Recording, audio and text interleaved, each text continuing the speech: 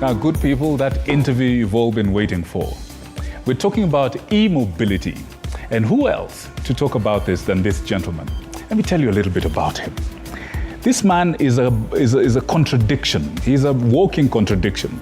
Because on one hand, you see, he's an electrical engineer, right? He's an electrical engineer by training. He is a member, or rather, he is a general manager of one of the advanced guard, the trailblazers of electrical vehicles or e-mobility in the country. He's a proponent of e-mobility. That's on one hand. But on the other hand, when he clocks off the job, he builds cars in his front yard with his small son by his side. He's no stranger to dirty fingernails, to the stains of oil in his hands.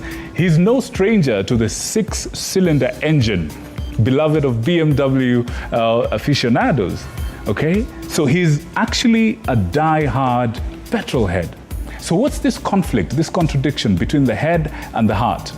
On one hand, the high priest in the cult of petrol heads, but on the other hand, a prophet in the newfound religion of electric mobility. Ladies and gentlemen, to break this confusion, I bring you the man you like to call Mechanica, or on X, Turbo Diesel, Alex Mwanzo. Karibu. Asante sana. Karibu sana. Asante sana. Thank you for having me here tonight. Oh, listen, the pleasure is all mine. Particularly as a petrol head myself.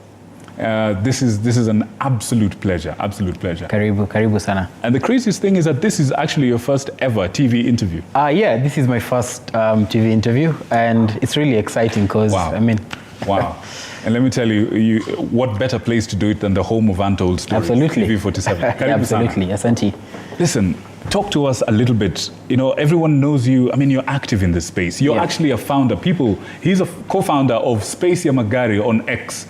You're involved in, you have your fingers in all the pies that concern the automotive movement in Kenya. Yeah, absolutely. Talk to us a little bit about your beginnings. What caught your interest to take you into this direction?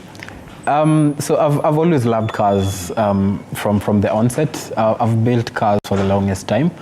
And so I'll speak on two segments, right? So there is the e-mobility side, which is actually my day job and which is I actively participate in. Yeah. And at the same time, I run Space Yamagari along for other guys. Space Yamagari is actually a collective of guys who love cars, right? Yes. So the thing is, there is a lot of car groups in Kenya, but there isn't, what's the word? There isn't a collective, a repository to do things, right? So if you want to do a project, if you want to, rebuild your old Corollas, your old Mans Land Rover, there wasn't somewhere you'd get that information, right?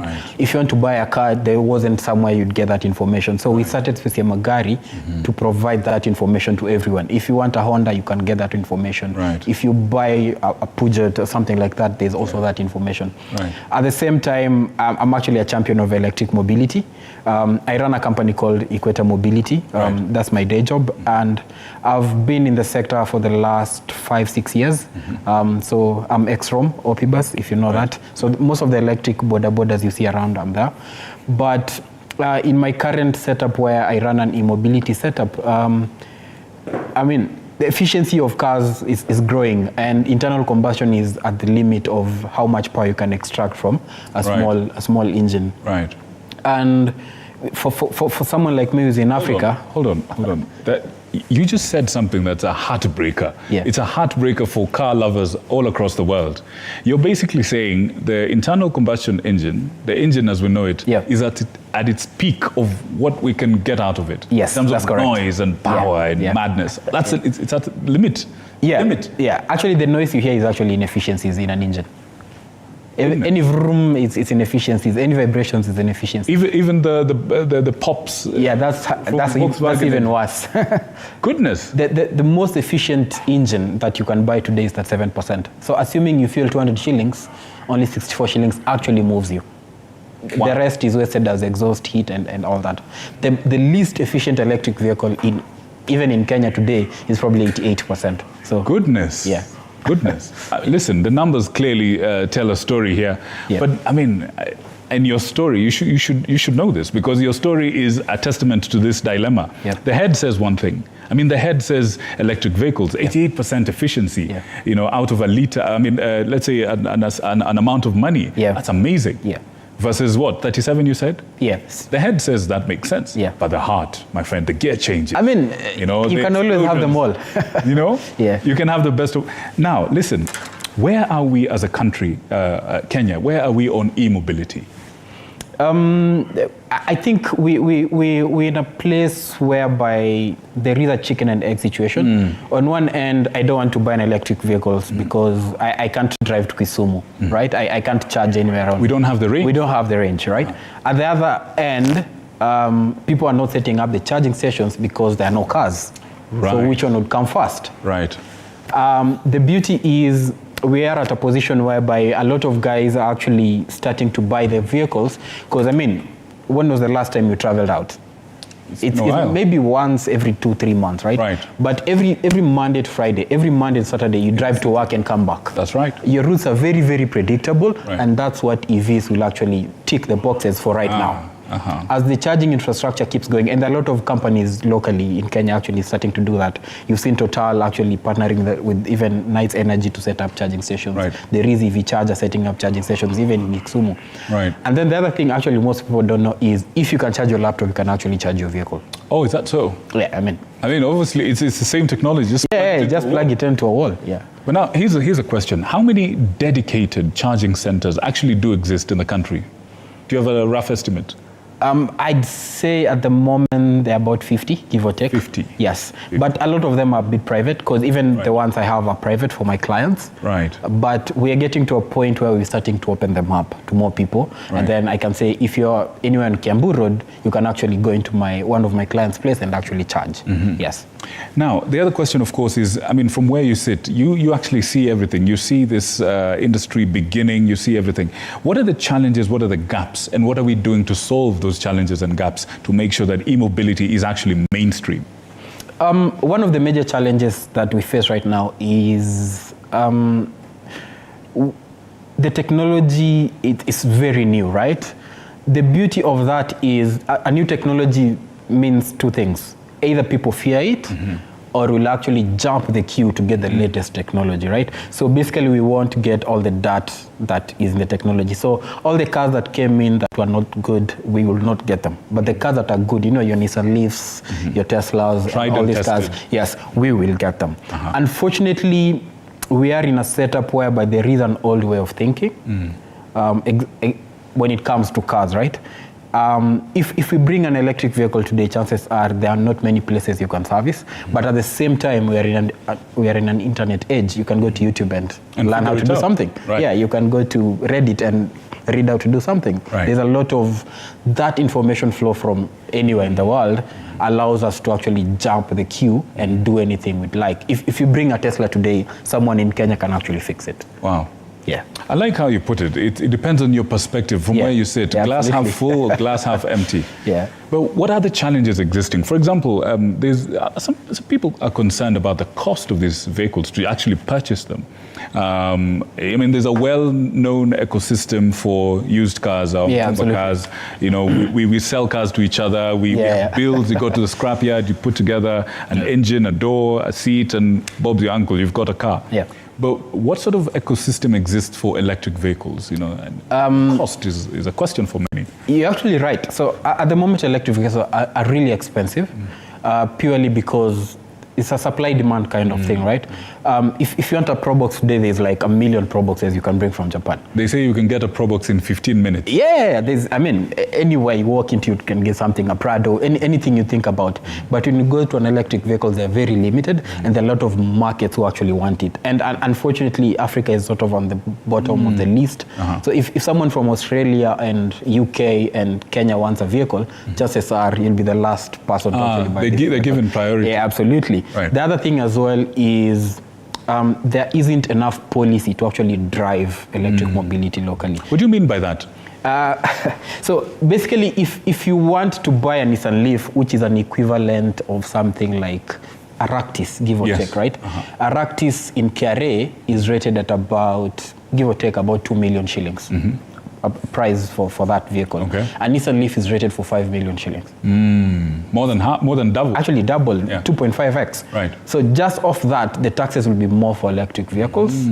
And I'm actually part of also the mobility committee that we're trying to go to government and saying, this is actually a way we can actually bring in more electric vehicles. By bringing in more electric vehicles, this is, you're creating jobs, you're creating a different segments, you're creating curriculum, and now all of a sudden you can actually drive to Mombasa with 1,000 shillings. Wow. And that's where we are heading. So are we likely to see, are you guys pushing for tax breaks, for example, or incentives to actually using e-mobility? Yeah, absolutely. But the way we are pushing is a bit conservative. We don't want for us to actually land these vehicles for free, right? We want the government to benefit, collect tax. At the same time, we want to bring in these vehicles, prove the businesses, and then you can walk into a yard and actually buy an electric vehicle, not because it's cheaper or it's better, because you actually want an electric vehicle. Because you want it and it's available. I mean, choice is everything. Brilliant. If you can actually walk into Motor Hub, Cairo, all these guys, and actually buy an electric vehicle because you actually want one, not because it's cheaper, because the government is pushing you to buy one. That's where we are heading, and that's what I'd like. Right. Okay, so the other concern, of course, when we're talking about electric vehicles is, and you did raise a good point here, Africa is not on the table, is not invited to the table for the main course. We're invited for whatever is left over. Yeah. So what's the solution? Do we build our own? There's no need to reinvent the wheel, I'll be honest, right? So there's a lot of proper Chinese cars you can buy. BYD has actually just set up in Rwanda, right?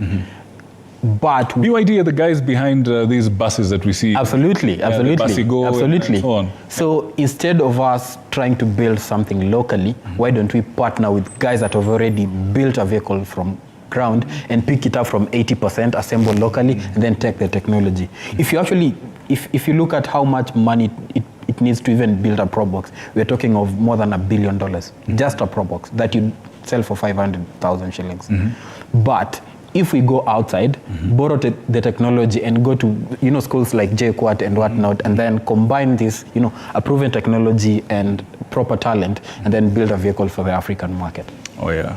That makes a lot of sense. It makes more sense. Yeah, absolutely. Efficiency. Yeah, efficiency. Now, the some will still say electric vehicles or e-mobility is still kind of unpopular. Yeah. In fact, most people mistrust anything with a government fingerprint on it. Like the electric bikes we were talking about, which haven't picked up as well as expected or as hyped. Why do you think this is so?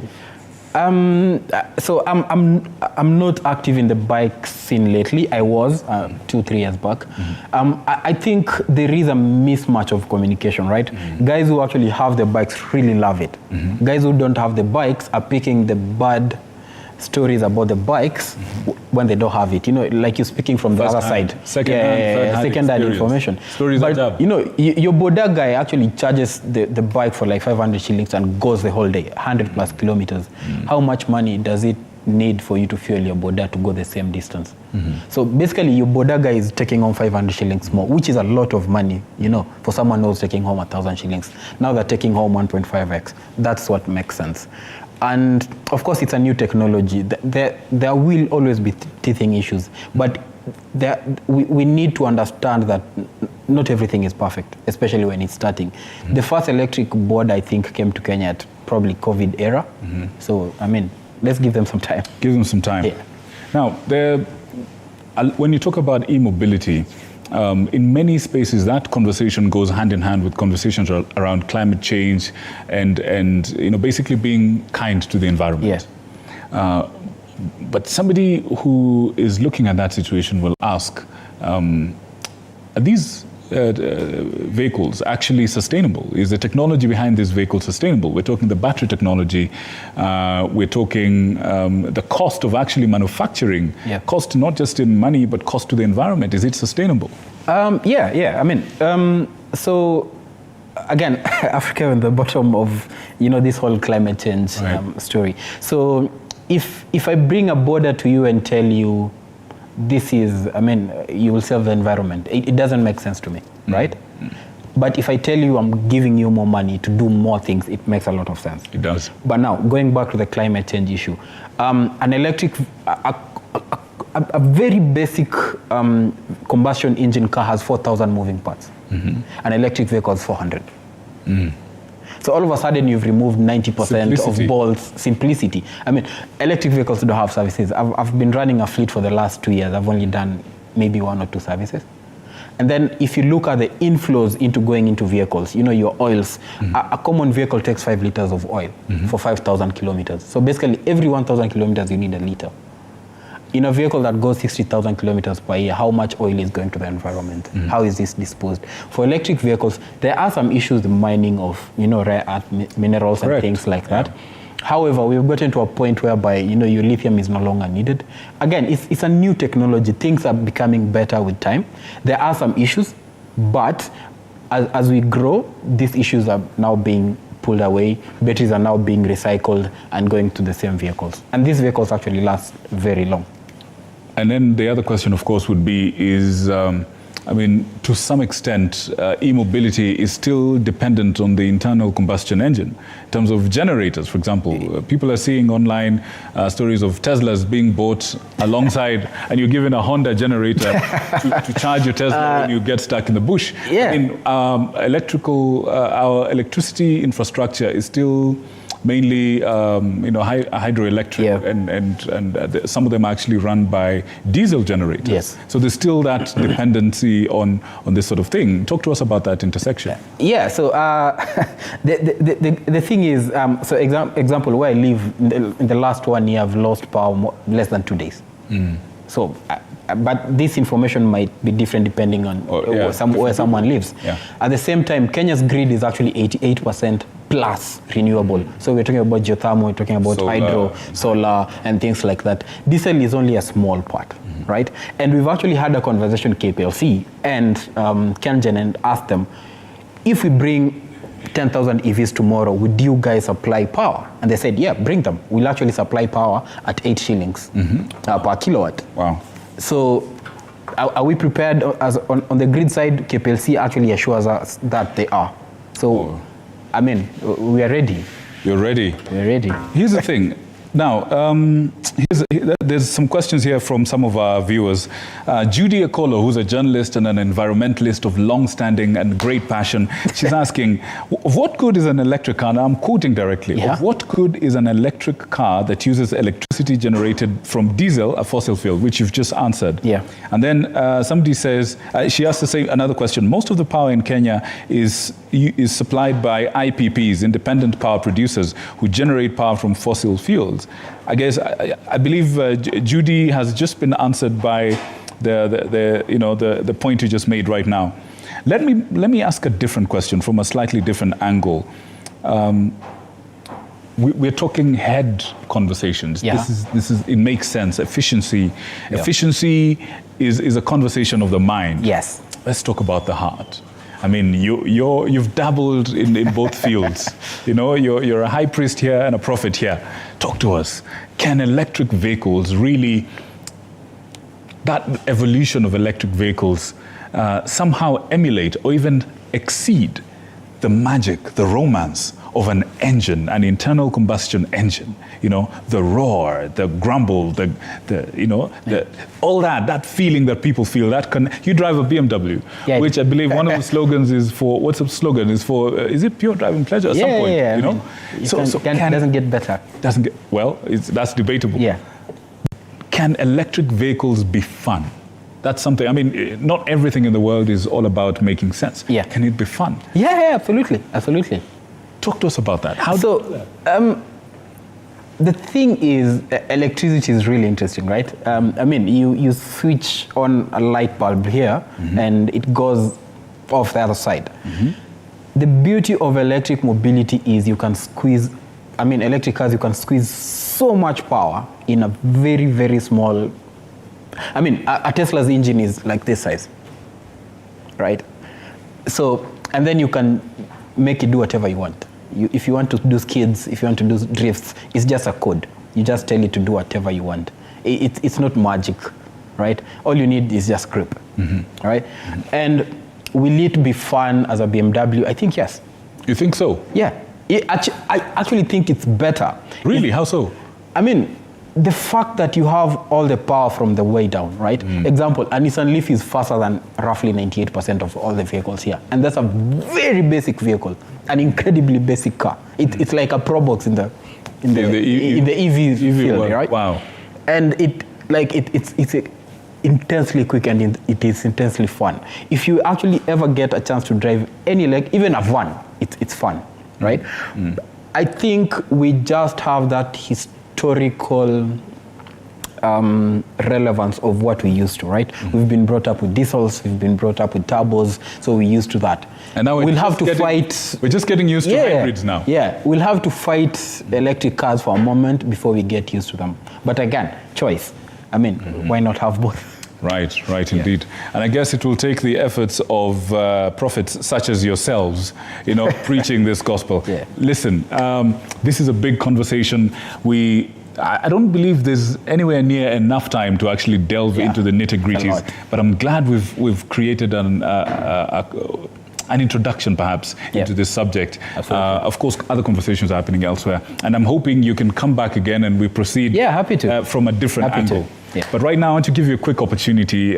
Which is this camera? This one right here. This one right behind me. I want you to talk to Kenyans. Speak from your heart. As somebody who's dabbled on both sides, talk to us about this new religion. Today we had a story about a very interesting religion, and this woman wasn't taking her kids to school and so on. Talk to us about the religion of e-mobility. Talk to us, paint the picture of the future. Imagine being able to go anywhere cheaper than a matatu, but you're driving with your family in your vehicle. It's just that simple, right? The cheapest bus ticket to Mombasa is 1,500 shillings. You can actually drive an electric vehicle to Mombasa with 1,200 shillings. 1,200? Yes. In your own comfort? Yes, you're seated in your car in AC. You can stop anywhere? Yes, you can have coffee, you can stop in Mtito, take pictures, drive down. As fast as you want, as slow as you want. 1,200 shillings.